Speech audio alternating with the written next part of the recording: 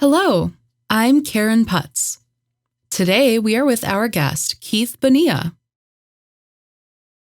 Hello. Welcome. Keith is a science teacher at a school for the deaf. We happened to meet recently, and it was wonderful learning your story. I can't wait for him to share one of his experiments with you. So Keith, let's start with your backstory. Tell us about your journey and your upbringing. Yes, thank you for inviting me. I was born and raised in New Jersey. I was actually born hearing, but when I was maybe a week and a few days old, I became deaf due to an illness. I was sick with jaundice.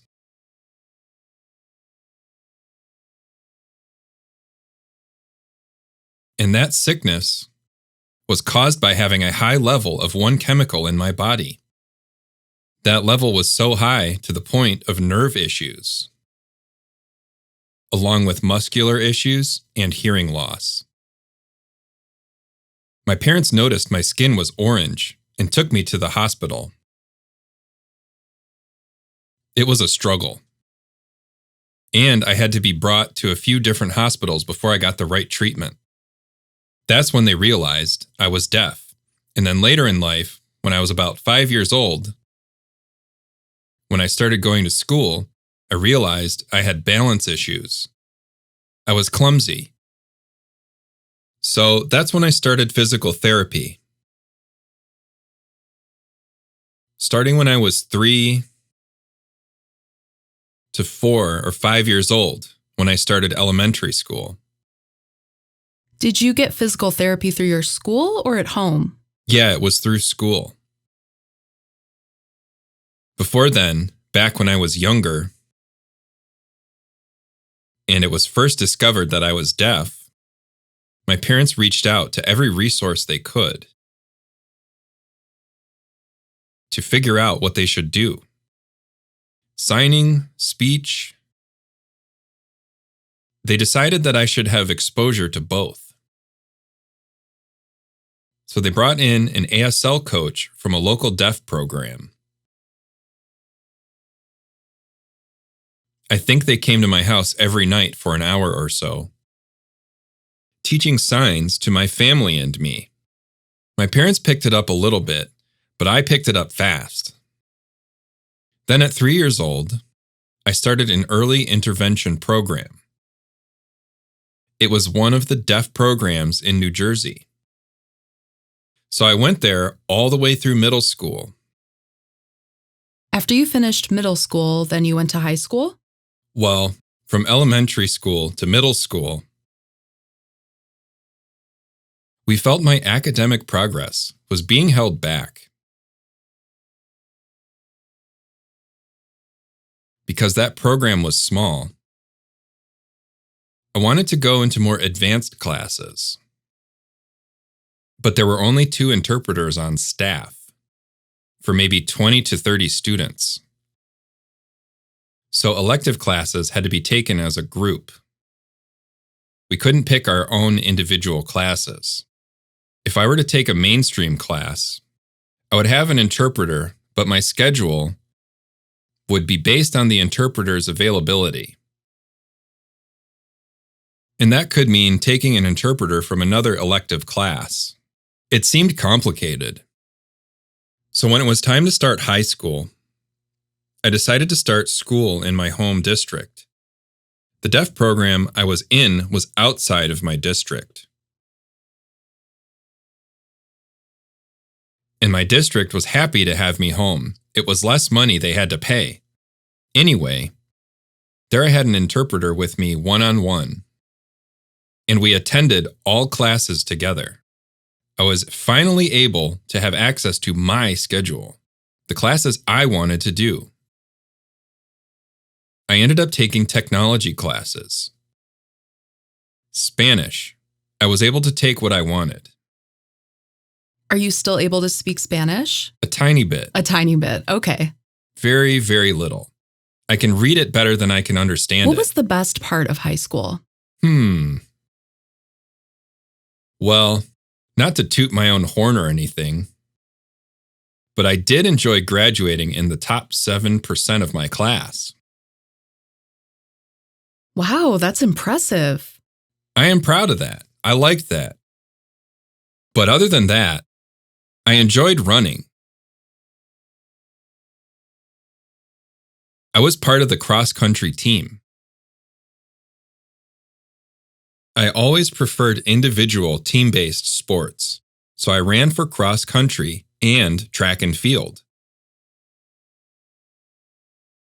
Indoors and outdoors, depending on the weather. I was running year-round in high school. And are you still running? On and off, I'd say. I'm a little busy lately, being in 2 graduate programs, but I still like to run. Another favorite thing about high school was that I was able to socialize and really be myself. That's huge. There are a lot of people struggling with their identity and determining who they are. That willingness to show themselves and be like, this is me. Yes, definitely. I think that was a big part of my sense of identity, going through that journey. It's that journey of getting out of your comfort zone. Maybe later you can return to it, but it makes you appreciate that comfort zone more. Or you can find a different meaning to it. So with my journey in that deaf program, I had my deaf people. I had 5 friends, and it was great, but I didn't really feel that sense of deaf identity until after high school, making my way back to deaf classes. Through RIT for my undergrad. RIT is really where I discovered my deaf identity. Do you remember a specific turning point where you felt that discovery? I think that would have to be when I was faced with 1,200 deaf students. Oh, tell me more about that. So you found yourself among these 1,200 deaf students. That's what it was. It was being a part of something where everywhere I looked, I could see deaf conversations. That was so nice. I didn't have to worry about missing anything or going over something I missed. That was my turning point. If I wanted to make friends, I didn't have to focus on one option, 5 options. You have choices, yeah. Yeah, I had the choice of who I wanted to be friends with, who I wanted in my life. It could be someone who had common interests, or even those who don't. Speaking of interests or passion, what is your passion? I'm passionate about a lot of things. First of all, I have a passion for science, obviously because I'm a science teacher. But more on that later. I'm passionate about music, dancing, movies, reading, many things in the creative nature. I'm also passionate about socialization. I'm energized around people and figuring out what people need. I enjoy supporting others.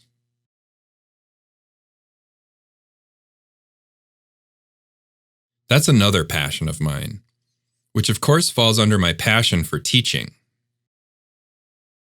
You mentioned that you're currently involved in 2 graduate programs? Yes, I'm currently in the process of 2 programs. One is to improve my education in terms of deaf studies. And the second one is curriculum and instruction. So really, ironically, both programs bring a perspective of 2 things, even though they're different when it comes to education itself. The Deaf Studies program is a more up-close and personal focus, whereas curriculum and instruction is more abstract, like a bird's eye view. So you can analyze matters of the classroom, but also how your classroom is impacted by factors that come before and after a class level. Let's say I'm teaching second grade. I need to examine what these students learned in their first grade class. And I also need to know what third grade's expectations are. You're figuring out what to teach at this stage. That's right. You can't be under the assumption that each classroom is an isolated incident. Speaking of the classroom, you're a science teacher, and I assume you're doing a lot of experiments. So let's talk about one of your favorite experiments. Recently, I had my students analyze a bath bomb. Why a bath bomb? We were discussing chemical reactions. So I present the bath bomb to my students. And I ask them to analyze what they see. What are some ingredients? Some of the qualities? What about the appearance? Is it colorful? Is it solid? Is it powdery? After that, I put the bath bomb in water. And the students observe and analyze. Are there bubbles? Foam? How are the colors mixing with the water? But the bubbles weren't there before, I tell them. Where did they come from? So the students work to figure it out. Then in conjunction with that, we'll revisit it. A week or so later, when I have them analyze each individual ingredient within the bath bomb. So they get to see what happens, if there's a reaction or not. So the ingredients are separated, and then 2 or 3 are combined with water to see a reaction. Over time, they slowly figure out what causes which reaction to understand that the bubbles were made by that reaction. So that's the goal of the experiment. You're a cool teacher. Thank you. I try. Speaking of fun, what do you do for fun? There are 2 things I do for fun. The first is dancing. I like to go out for Latin dancing. So Latin dances like salsa,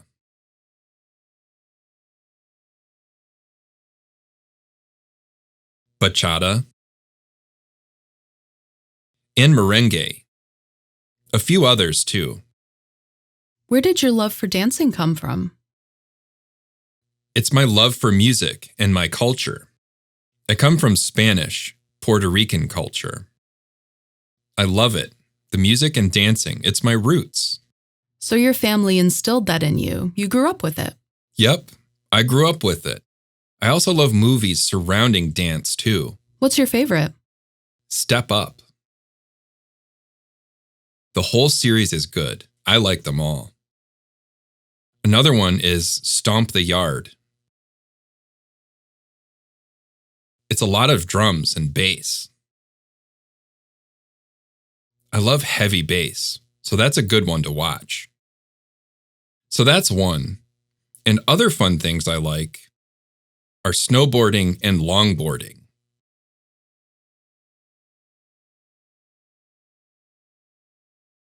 What's the difference? Snowboarding, obviously, it's a snow sport. And longboarding is different from skateboarding. A skateboard is shorter. I have a regular, typical skateboard that I use from time to time, but skateboards aren't really meant for long-distance cruising, like for getting around campus or getting across town. A longboard is better for that because of the wheels. And it's a longer board, of course. Hence the name. Right. And it's more for the actual purpose of cruising.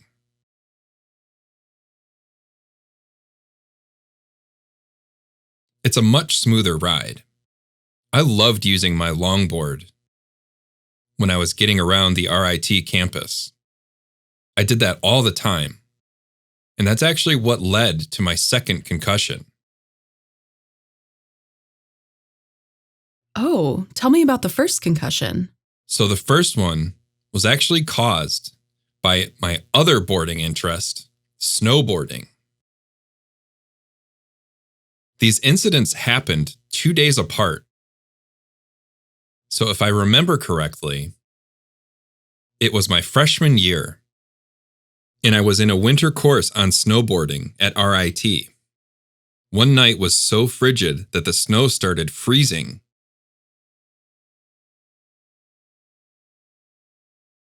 And keep in mind, this was at night. And one student fell right in front of me. A child, not a student, excuse me.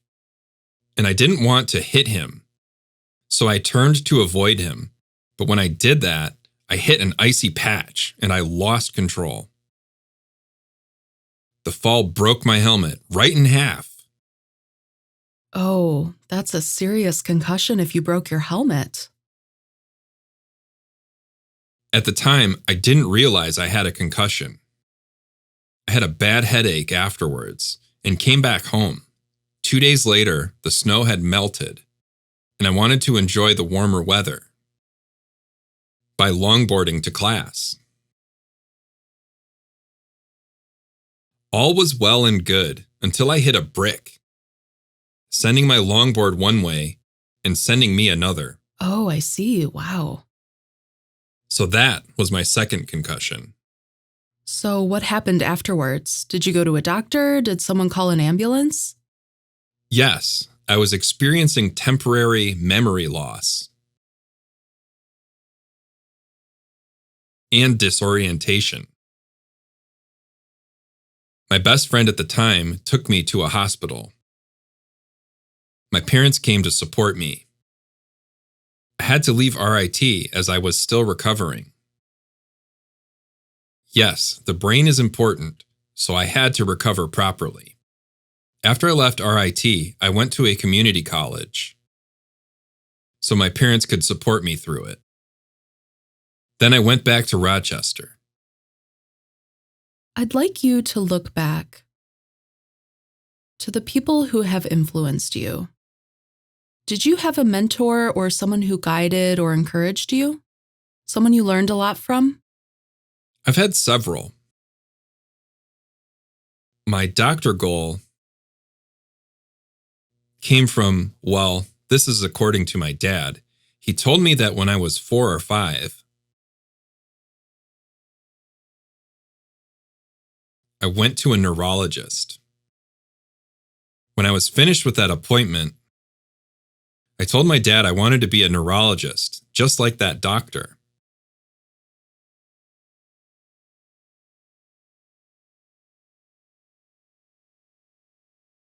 So I went to college at RIT with a science major because of that. But after my double concussions, I took my path in a new direction. I had discovered new passions. For example, my passion for helping people was redirected. Not through medicine, but instead through education and tutoring. So your passion doesn't always have to be in one particular way. Exactly. And I say it all the time. Passion and energy involves everything, regardless of your choices of what you want to do. That's right. You always have to be open to possibilities of branching out. One idea can still remain the same, but it can branch out from there. What would your message be to someone who is facing a challenge in life, whether it be physical, intellectual, or any additional challenges in life? How do they navigate that challenge within their life path? Well, I see that all the time, especially within my experience as a teacher. There are two sides to this fight. It really is a fight, not a battle.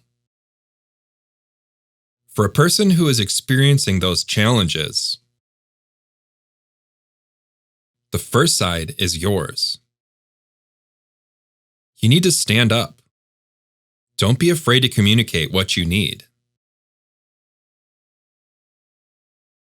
And the second side of that fight, that challenge, that battle, is the person you are engaging with. Maybe it's your family, your teacher, your life coach, whoever you're engaging with. Their responsibility is to be patient and analyze the situation,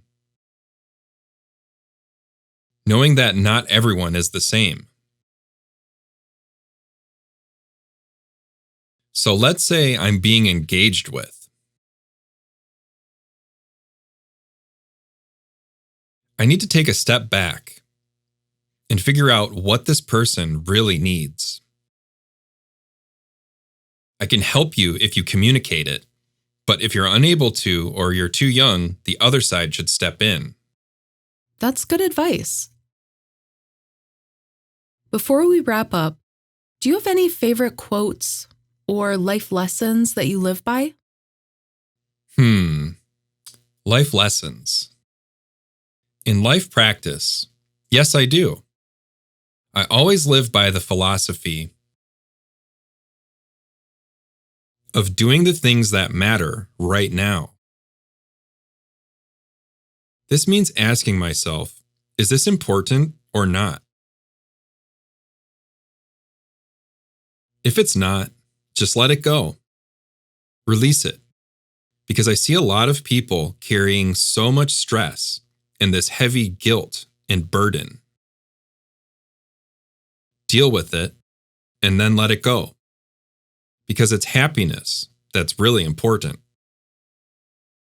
Regardless of your version of happiness. It is so important to get there. That's good advice. What a wonderful way to wrap this interview, focusing on what really matters. Thank you for being here for the interview. I enjoyed your answers. Thank you for having me. It was great being here.